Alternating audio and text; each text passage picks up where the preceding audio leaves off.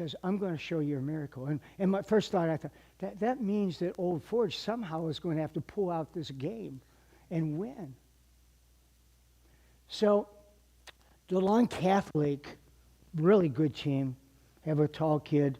Old Forge does as well. They both have two tall kids, 6'7", both schools. But DeLon Catholic had a kid that I watched him warm him up. I could tell you a lot, but he was shooting right across the, some of you won't understand this, but there's a middle line in the basketball court, and you have to get the ball over them. He was shooting from almost the midline in the basketball court, making them before the game. So this kid could shoot. I mean, he wasn't coming to the three-point line. He was shooting way back here. I watched him, and they were going in. DeLon Catholic got an 8-point lead. Second quarter. All of a sudden, the point guard, now the point guard in basketball is like the quarterback in football. He's the kid that runs the show. He went up for a layup, came down, and he's laying on the floor, and a bone protruded out of his leg. I was at the opposite end, so I didn't see it, but I'm right behind the Old Forge bench. And the team's coming over trying, tears in their eyes. I mean, I was crying. And it was probably 20, 25 minutes to get this kid, who was a senior at Old Forge, get an ambulance there, bring in a stretcher, wrap the leg up. I'm glad I didn't see it. I just heard about it. And they took him out. And here, you see it. I just heard about it. And they took him out. And here, they were devastated, this Old Forge team. They're already down by 8 points in the second quarter. How could they possibly? I don't know if I could have played, continued on and played. And so they went to halftime. That was in 5 minutes left in the second quarter. They went to halftime, and DeLon Catholic was ahead by 10 points at halftime. Somehow, Old Forge regrouped in the locker room. And they came out the second half, and they started just little by little chipping away at that lead. This one kid from Old Forge took control of the game.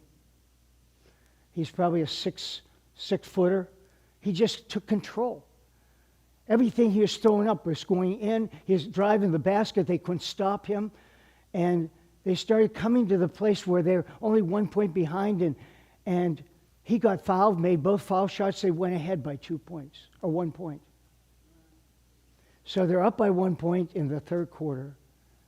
And something happened with the momentum of that team, that they were winning by 8 points at the end of the third quarter. And they went on to win by 11 points.